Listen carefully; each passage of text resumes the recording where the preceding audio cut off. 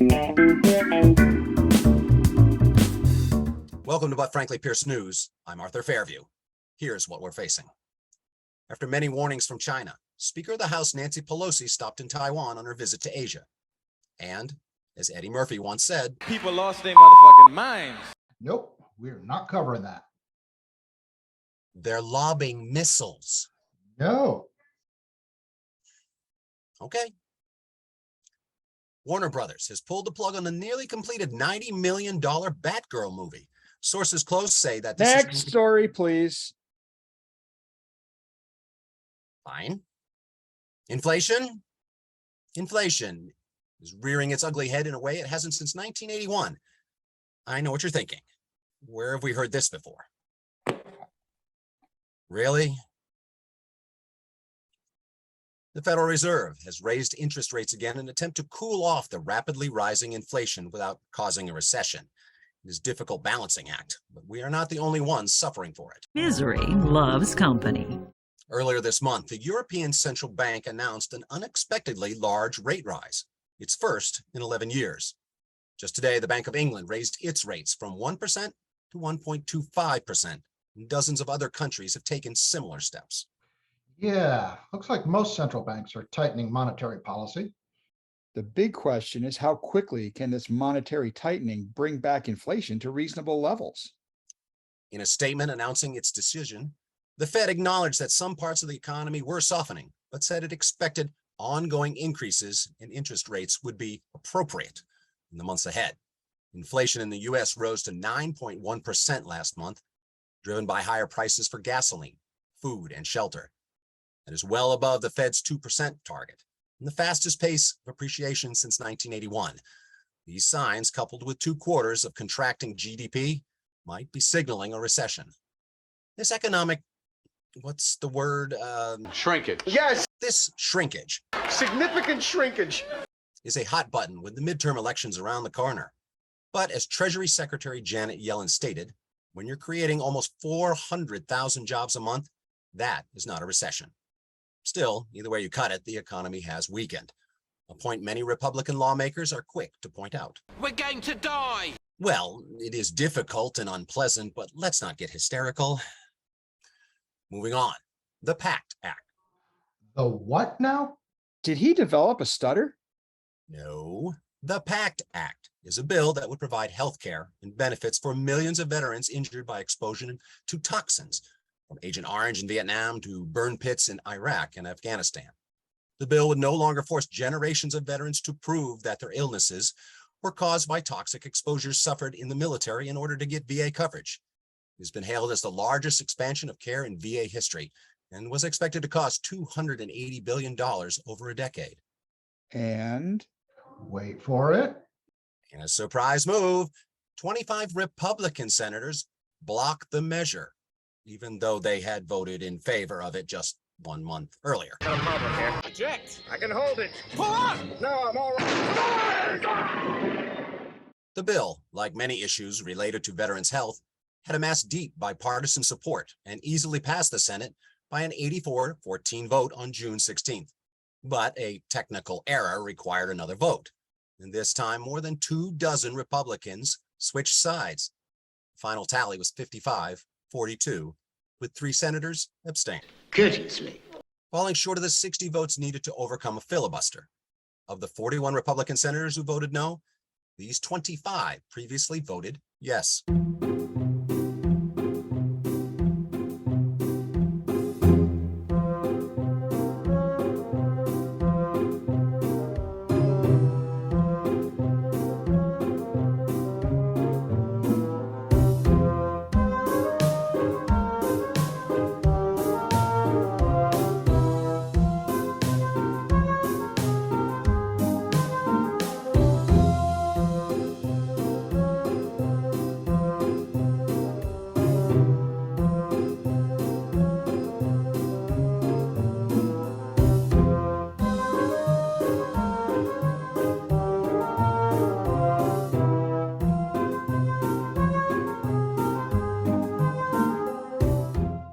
It's like a rogues gallery.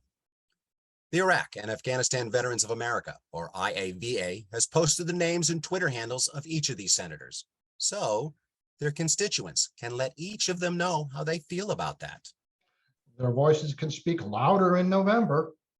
You know who else spoke loudly? Jon Stewart. And he was there with the angry, disappointed veterans who were waiting outside the Capitol in the oppressive heat to celebrate the passing of this bill. Christina Keenan will tell you from VFW.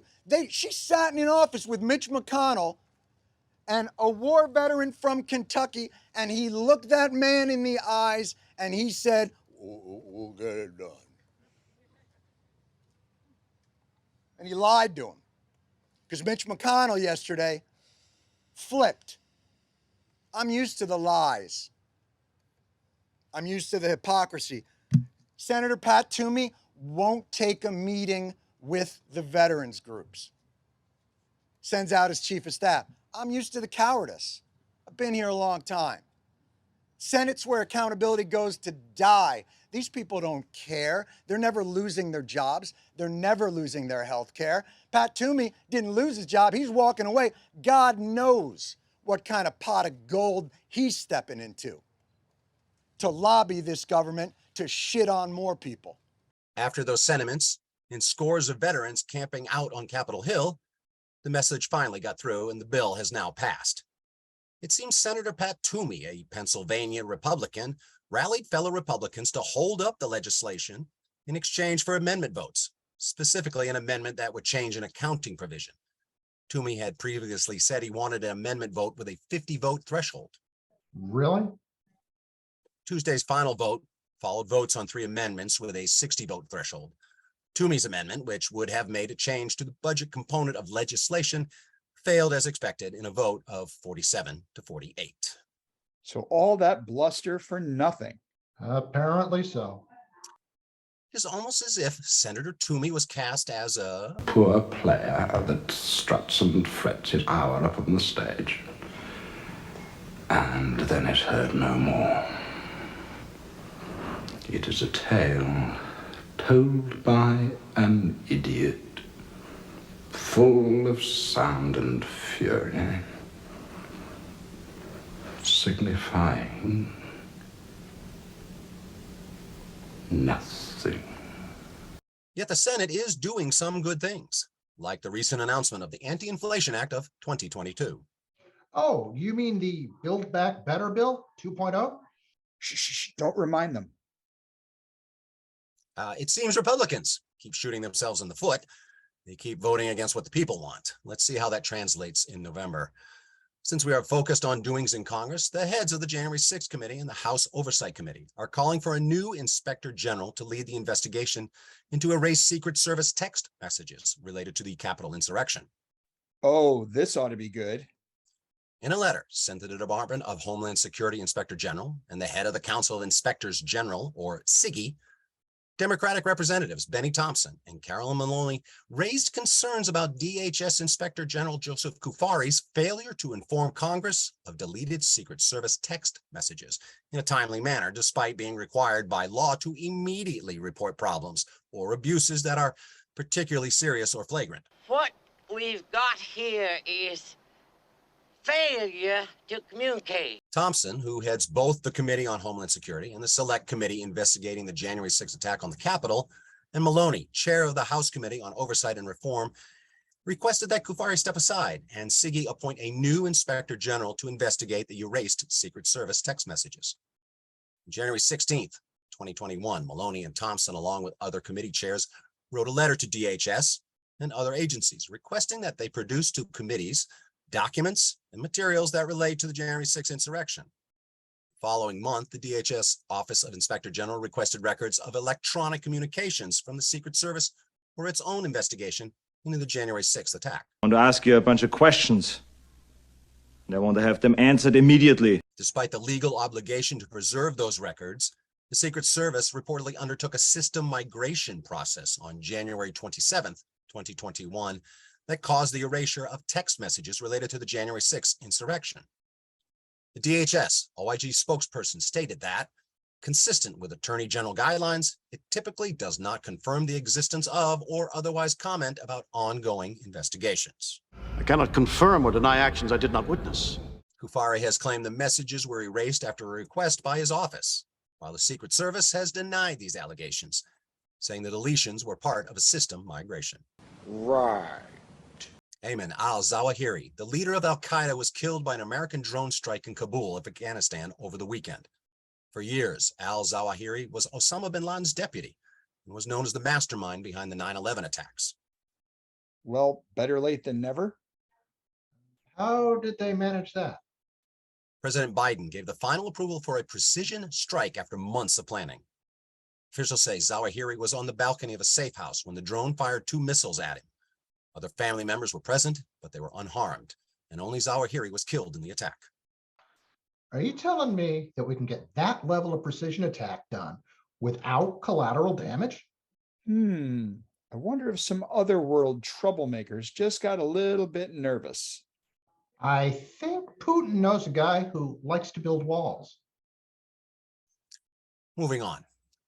Primary season is upon us, and for conservatives, things may not have gone according to plan.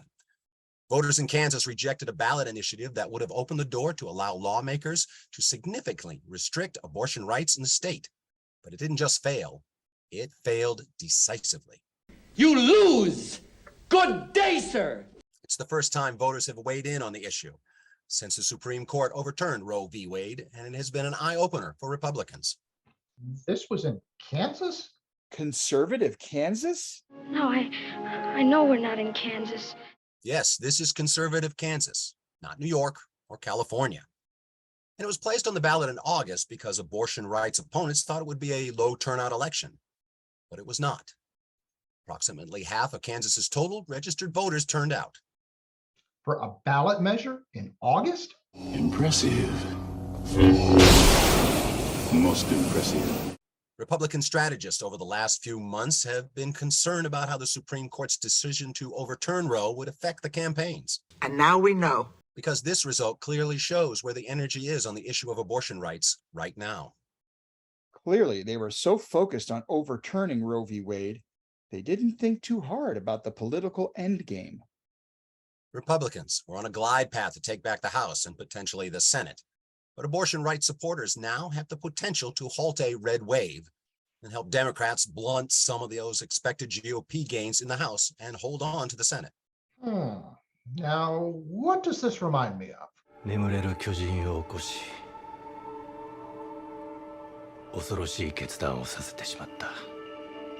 And finally, a 282-page letter from failed former President Trump's attorneys to CNN executives dated July 21st calls for the network to retract or correct numerous on-air statements and published articles about Trump that the lawyers allege are false and defamatory.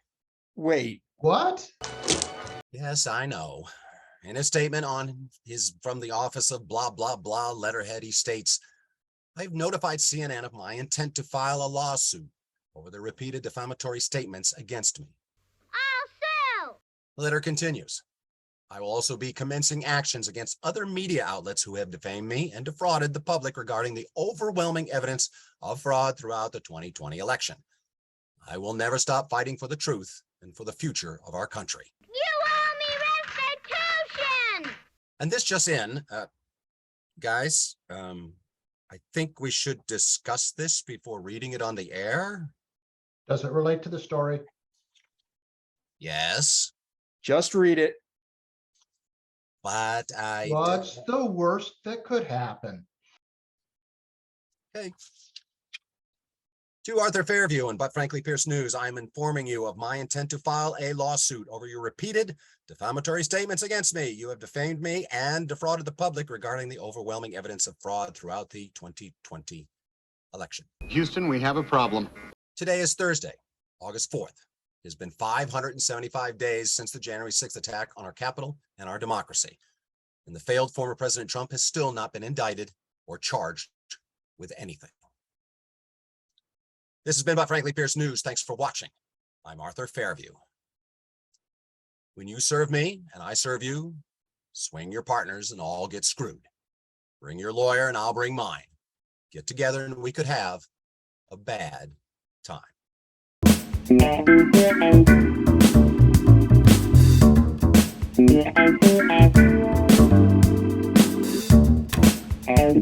Thank you.